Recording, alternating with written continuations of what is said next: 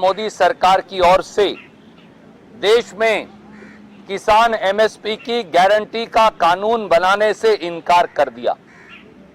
यही नहीं, C2 plus 50% पर एमएसपी निर्धारित करने से भी इनकार कर दिया।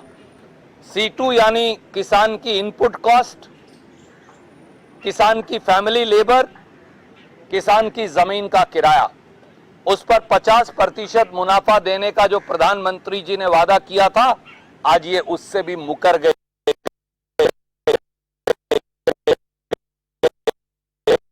करोड़ किसान मोदी सरकार के इस अहंकार को कभी माफ नहीं करेंगे।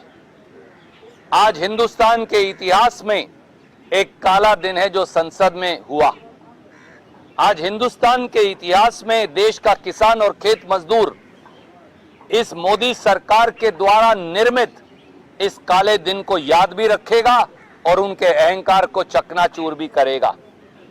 भाजपा की सरकार शायद भूल गई है कि जिस सत्ताधारी दल ने भी, देश के जिस हुक्मरान ने भी देश के किसान और खेत मजदूर से, देश के अन्नदाता से लोहा लिया है, वो नेस्तनाबूद हो गया है। मेरी बात याद रखिएगा, आज से ही जब संसद में किसान और मजदूर को इन्होंने विश्वासघात किया है, आज से ही सरकार की विदाई के उल्टे दिन शुरू हो गए हैं।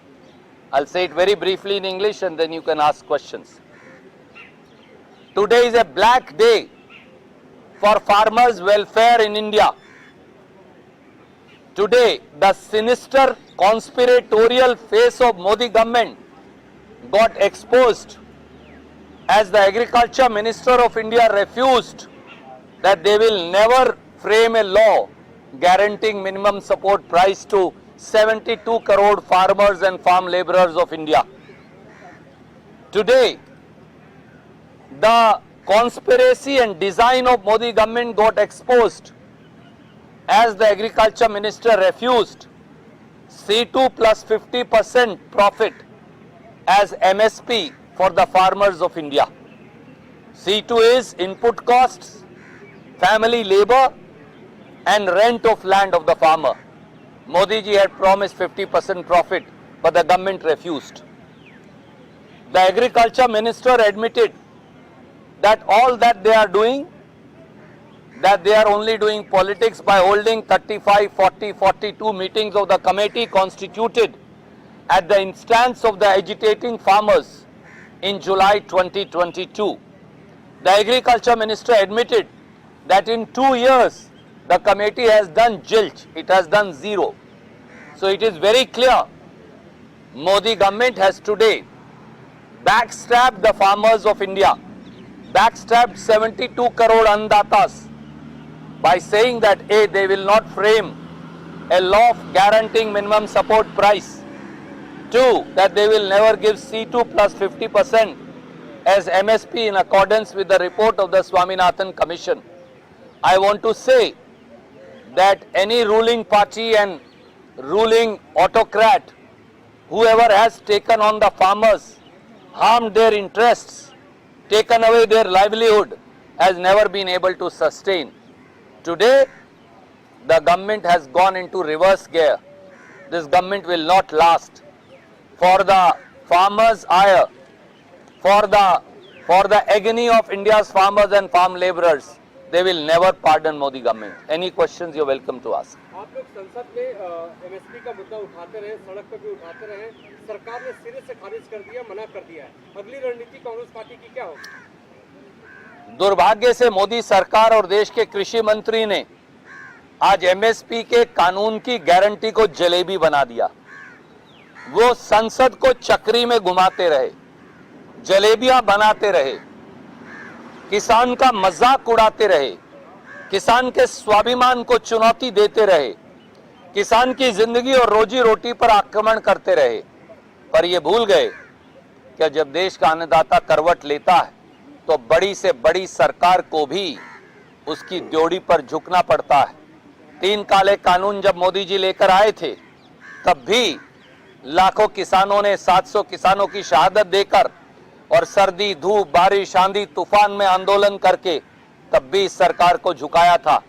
आज ये जान लें कि कांग्रेस और राहुल गांधी जी का ये संकल्प कि हम किसान को एमएसपी की गारंटी का कानून बनाकर देंगे, आज ये और दृढ़ हो गया। सड़क से संसद तक किसान के हक का ये संघर्ष राहुल जी और खड़गे जी के नेतृत्व में जारी रहेगा। सर, इससे दूसरा टॉपिक है, प्राइम मिनिस्टर का जो स्टेटमेंट आया अग्निपथ स्कीम को लेकर, वो कह रहे हैं कि युवा करने की कोशिश है हमारी जो आर्म फोर्सेस को, और उसकी वजह से ही ये स्कीम जो है वो लेकर आए। प्रधानमंत्री जी एक बार फिर देश को गुमराह भी कर रहे हैं और देश के युवाओं को अंधकार में धकेलने का एक कुत्सित प्रयास कर रहे हैं। क्या अग्निपथ की भर्ती और रेगुलर फौज की भर्ती की उम्र अलग अलग है? वहां भी आप 18 साल से 21 साल के बीच में जाते हैं, यहां भी उसी उम्र में जाते हैं। क्या 14 साल में अग्निपथ की भर्ती होगी? किसको बेवकूफ बना रहे हैं? एक बार फिर देश के प्रधानमंत्री देश के युवाओं को, देश की फौज को, देश की सेना को, देश के सशस्त्र बलों को, देश की पैरामिलिट्री फोर्सेस को बेवकूफ बनाने का प्रयास कर रहे हैं। 4 साल के बाद मोदी जी, 4 साल के बाद वो नौजवान क्या करेंगे? और अगर एक रेगुलर सैनिक वीर गति को प्राप्त होता है तो उसको मुआवजा नौकरी की अलग व्यवस्था है। यहां आप बीमा की राशि पकड़ाकर ये बोलते हैं कि अब घर चले जाइए। हरियाणा, पंजाब, राजस्थान, उत्तर प्रदेश, मध्य प्रदेश, कर्नाटका, महाराष्ट्र, अनेकों हमारे बंगाल, बिहार, इन सब प्रांतों से नौजवान सशस्त्र बलों में भी, पैरामिलिट्री फोर्सेस में भी और देश की फौज में भी जाते हैं। मैं एक ऐसे प्रांत से आता हूं, हरियाणा से, जहां हर 10वां फौजी हरियाणा से, राजस्थान जिसकी मैं नुमाइंदगी करता हूं, सबसे ज्यादा फौजी राजस्थान देता है। परंतु अगर हमारे फौज के सैनिकों को, सशस्त्र बलों के साथियों को, पैरामिलिट्री के फोर्सेस को, सीआरपीएफ को, आईटीबीपी को, सीआईएसएफ को, इन सब जवानों को अगर हम पक्की नौकरी से हटाकर और अब उनकी जगह ठेके पर फौज लगाएंगे तो उससे फौज जवान कैसे होगी? प्रधानमंत्री जी, आपसे सादर निवेदन है, कृपया करके देश की फौज, देश के नौजवानों का बेवकूफ बनाना बंद करिए। वो भी आज कारगिल विजय दिवस पर, जब शहादत का दिन है, हमारी जीत का दिवस है। ऐसे दिन पर प्रधानमंत्री अगर ये करते हैं तो वह संविधान की अवहेलना भी कर रहे हैं और देश की फौज का अपमान भी कर रहे हैं। एक सवाल और अलग से है सर, जो आप अगर जवाब दे ही रहे हैं तो अभी आपने सुप्रीम कोर्ट का फैसला देखा, कांवड़ वाले पर इंटरिम फैसला उस पर रुक जारी है। अभी उत्तराखंड सरकार ने फैसला लिया, हरिद्वार में कांवड़ मार्ग पे जो मस्जिदें हैं, मजार हैं, उनको ढकवा दिया और कह रहे हैं कि ये फैसला बहुत जरूरी था। देखिए, भारतीय जनता पार्टी में एक और आदमी है जो मोदी जी से बड़ा मोदी बनने की कोशिश कर रहा है, वो है धामी। चुनाव हार गया, विधानसभा जीत नहीं पाया, उसके बावजूद भी उसे मोदी जी के अहंकार के चलते मुख्यमंत्री बना दिया गया। अब वो अहंकारी व्यक्ति, उत्तराखंड जो देवभूमि है, उत्तराखंड जो भोलेनाथ की भूमि भी है, विष्णु जी की भूमि भी है, उत्तराखंड जो गंगा जमनी तहजीब का एक जीवंत सबूत है, उत्तराखंड जहां हरिद्वार के बगैर शायद ही किसी की गति हो सकती है, उस उत्तराखंड को भी हिंदू मुस्लिम के मजहबी टकराव के अंदर अगर कोई धकेलने की कोशिश कर रहा है तो वो उत्तराखंड के मुख्यमंत्री और वहां की सरकार है। अगर कोई व्यक्ति, अगर वहां के गवर्नर में जरा भी संविधान के प्रति आदर है तो आज ही उसे बर्खास्त कर देना चाहिए ऐसी सरकार को, क्योंकि वो सरकार जो संविधान को बुलडोजर से कुचल रही है, ऐसी सरकार को एक दिन भी सत्ता में बने रहने का अधिकार नहीं। कोई कावड़ सावन के महीने में लेकर आता है तो शिव जी की भक्ति के लिए लाता है, हिंसा के लिए नहीं लाता। और अगर हिंदू, मुसलमान, सिख और ईसाई वहां नहीं है, पर ये 3 बिरादरियां तो हैं, हिंदू, मुसलमान और सिख हमारे भाई जो हैं, अगर वो मिलकर उन यात्रियों की सेवा करते हैं तो ये देश की गंगा जमनी तहजीब का सम्मान है और भोलेनाथ की संस्कृति का सम्मान भी है। जो मुख्यमंत्री उसका अपमान करे, उसे सत्ता में बने रहने का अधिकार नहीं।